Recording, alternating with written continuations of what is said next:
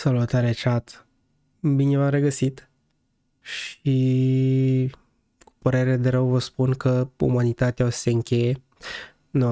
Nu e chiar așa de grav, dar pe aproape. Bine, ați prins voi ideea. Se închide file listul chat, din păcate.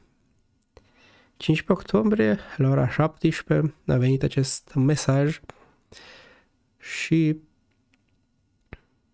din nășpa, cât 16 ani de comunitate, de file list pe România și acum se șterge totul cu buretele. Ce să zic? Trist, nașpa, foarte nasol. Găseai aici unele lucruri care nu le găseai chiar pe torente din străinătate. Special chestii în română. Dar asta e. Ce pot să spun? Da. Mai există și alte site-uri în România. Trackere de genul, dar niciunul nu s-a ridicat vreodată la nivelul ăsta. Și e nașpa. Ei, o să trebuiască să ne descurcăm cu ce avem la îndemână sau să folosim tracker-uri de pe străinătate, gen Pirate Bay, dar de la mi frică. Așa o țârșă. Îl știe toată lumea, știți ce zic? Da. În caz de n-ați apucat să știți textul, zice destul de clar cel ce deține și se ocupă de site, adminul, mă rog, SysOp, cum vreți voi să ziceți, că nu prea are pe cine să lase să se ocupe de el, că el nu mai are cum să se ocupe. Adevărul e că consumă timp și resurse să te ocupi de așa ceva, mai ales că ar mai fost probleme și cu autoritățile lor mutat de pe .ro pe .io, dacă nu mă înșel, că nu a fost atunci site-ul închis domeniul de România și asta e doar un exemplu, dar zic așa, îi băteai de cap o țără ca să poți să administrezi așa ceva și pe la urmă înțelegi. Au făcut-o când a început, nu, au făcut-o că au vrut, din plăcere, presupun. Și dacă timpul nu mai este de partea lui, aia e. Are dreptate că consumă timp și că prioritățile se schimbă în timp. Bine, n-ar fi asta o problemă. Problema e că nu are cui să-i lase. Din păcate, în continuare, urmaș să administreze pentru că zice că nu ar fi nimeni suficient de încredere încât să poată să-l lase pe mâna lui. Zice de persoană, dar apare nu mai este printre noi. Nu știu exact de ce și cum. Presupun că a murit. La aia face referire, cred, dar nu știu. Nu sunt așa de in-deep să cunosc persoane foarte multe de pe file list sau chestii de genul, dar ați prins o idee. Și aici explică mai jos. Iar responsabilitatea este mare și sunt mulți user și fișiere și date pe care nu le poți lăsa accesibile oricui. Exact, se pot face abuzuri mari și cine e adminul poate să decidă cu privire la tot ce ține de comunitate. Și atunci ai nevoie de un om de încredere. Opa, aici, o sărit mouse-ul. Capabil dar care să aibă și cunoștințe tehnice foarte avansate pentru a asigura securitatea userului și bună funcționare a site-ului. Deci aia e problema. Nu e neapărat de încredere, cât să fii atât de încredere cât și să ai cunoștințele necesare pentru a le administra. Aia e problema. Și presupun că ori știi persoane care au cunoștințe tehnice, ori știi persoane care sunt foarte de încredere. Dar să fie ambele, mai greu. Destul de greu de găsit un asemenea om. Exact. Să fie integrat aici, să împărtășească aceleași valori și să aibă aceeași dedicare de care ați bucurat în ultimii 16 ani. Exact. Adică, pe lângă faptul că să fie de încredere și să-și aibă cunoștințele tehnice avansate, trebuie să aibă voința și timpul necesar să se ocupe el. Deci, nu e chiar așa simplu.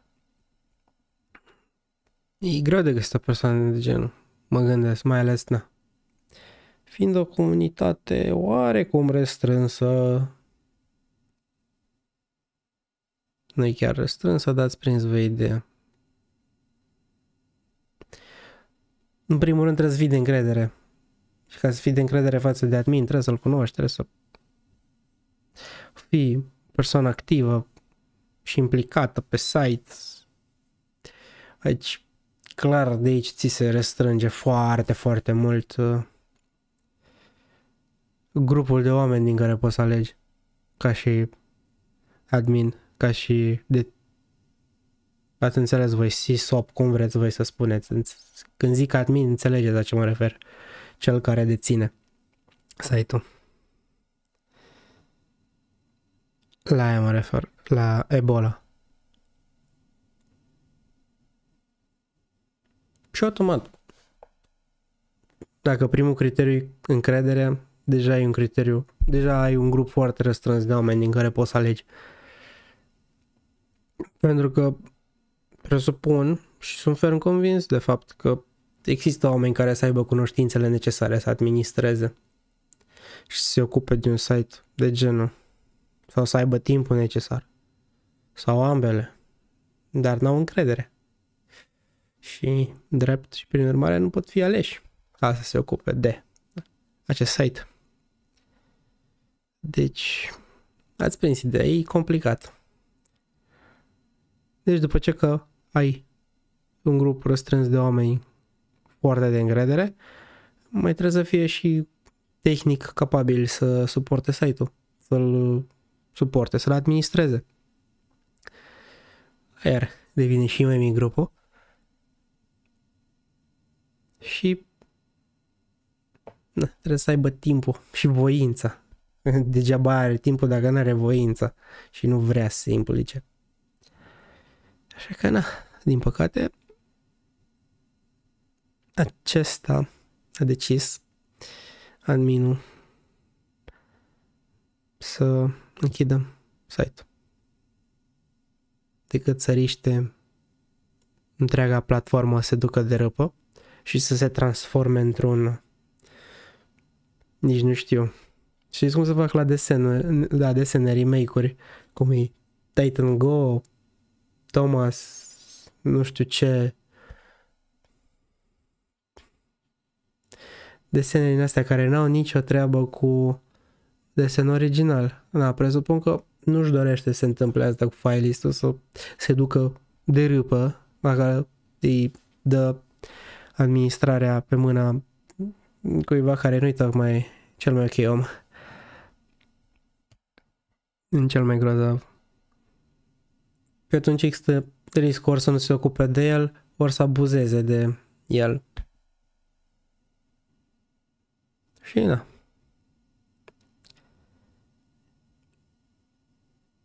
pe de parte, cred că mai bine așa să-l închidă decât să riște să se ducă de râpă complet și să-și piardă din, cum îi zice, nu alibi. Aș zice credibilitate, dar e mai mult decât credibilitate.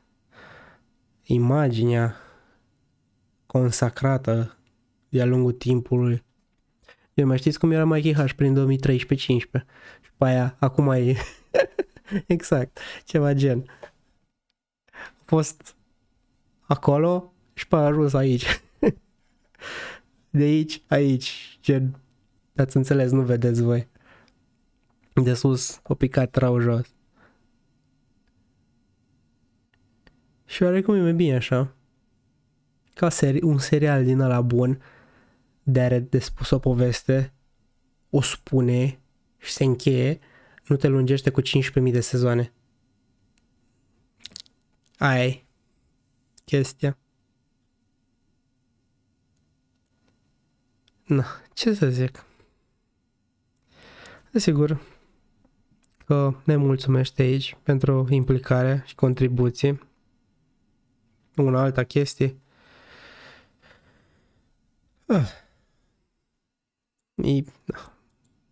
De înțeles că ne lasă un mesaj de genul. Nu prea am ce să comentez în baza lui. Foarte mult. Mesajul legat de mulțumiri, la aia mă refer. Și ne zice că de acum înainte donățiile sunt închise și nu mai putem dona, iar suma strânsă până acum acoperă cheltuielile pentru încă 2-3 luni de zile de funcționare. Asta înseamnă, chat, că mai avem până în ianuarie timp să mai folosim platforma.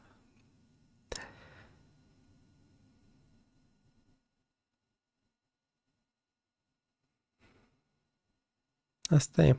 Asta e realitatea. Descărcați ce aveți nevoie, ce găsiți.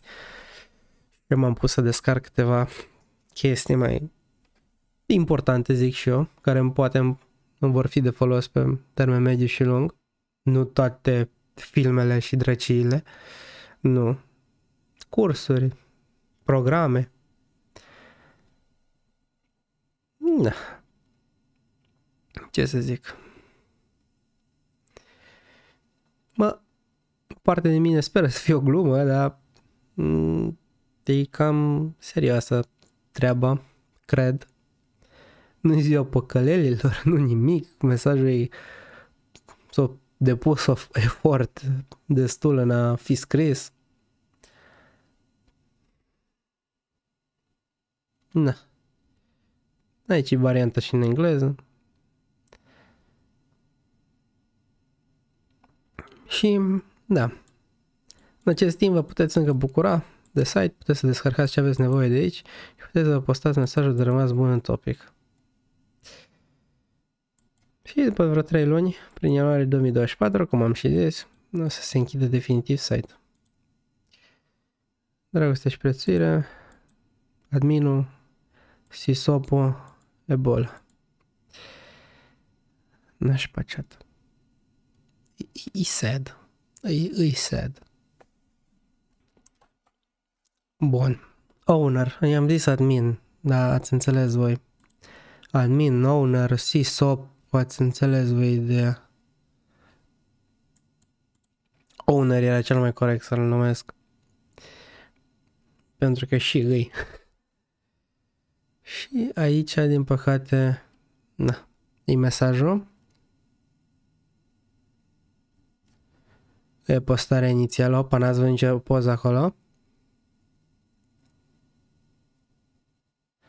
Și da, aici sunt comentarii de ale oamenilor, de ale userilor, în care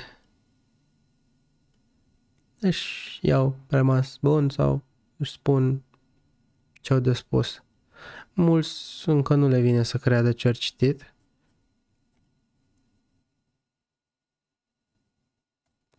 Da, nu e o glumă, e o decizie gândită. Chiar vreau să văd.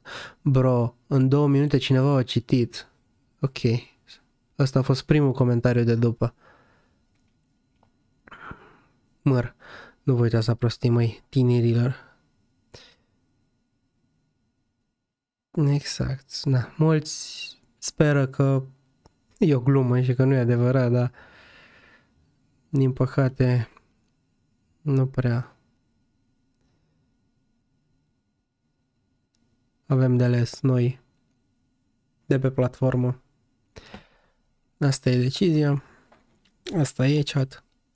Exact, totul are un sfârșit. Unul tragic, dar în urmă rămân amintiri frumoase.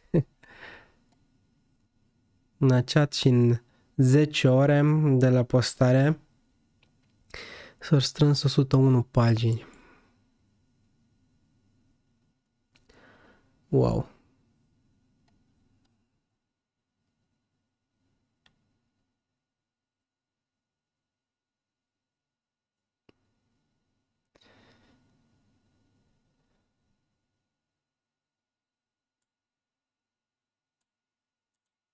Ia uite, vezi? Văd că se oferă oameni să ajute. 3200 de torente?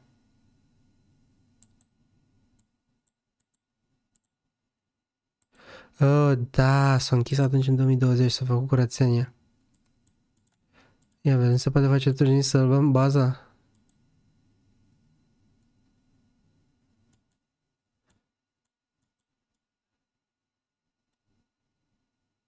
Oh, ia vezi. E idee foarte interesantă ce zice omul.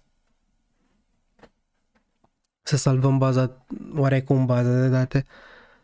Să salvezi magnet link-urile de la toate torrentele. Deși multe dintre torrente nu mai au uploaderi activi. Nu mai au. Nu mai e nimeni care să hosteze, să siduiască fișierul.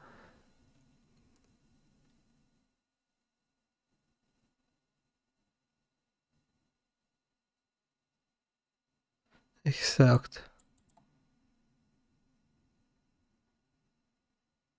Exact. Torrentele și trackerul în sine sunt doar intermediari. Fișierele le avem noi pe PC.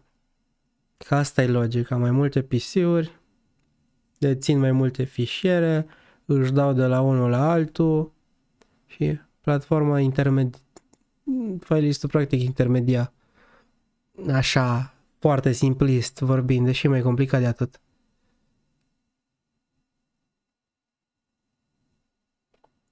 Nașpa.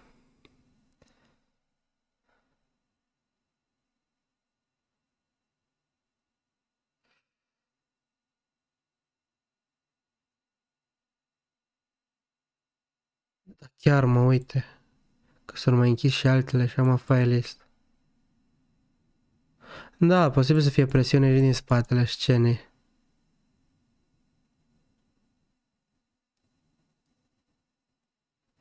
Nu știu. Posibil să da, posibil să nu.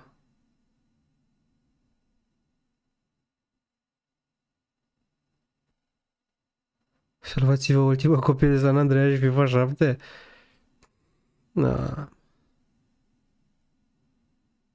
Da, mă, și-l folosea. Foloseau și străinii. N-aș păceat. Asta e. Probabil mi-ați văzut numele. Dipicont, dar nu mai contează. Aia e. La chat.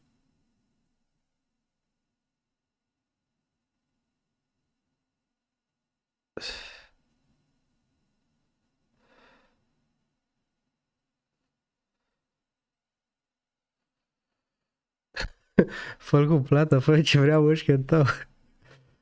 Petiție online, da, oleo, săracul. Petițiile nu rezolvat niciodată nimic. Trist, mă. Trist.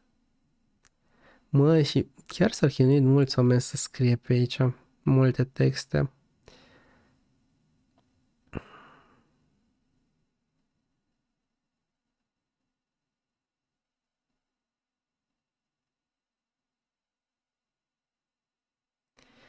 Trist.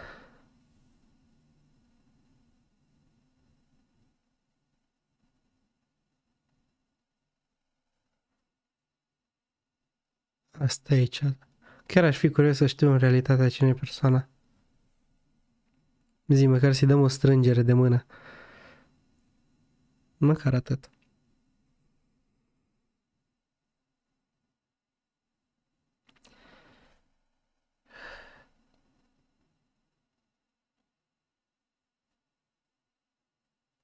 No, bun, chat. Vă salut și ne vedem pe viitor la un nou episod pe canal. Până atunci, rest in peace, filelist. Ciao.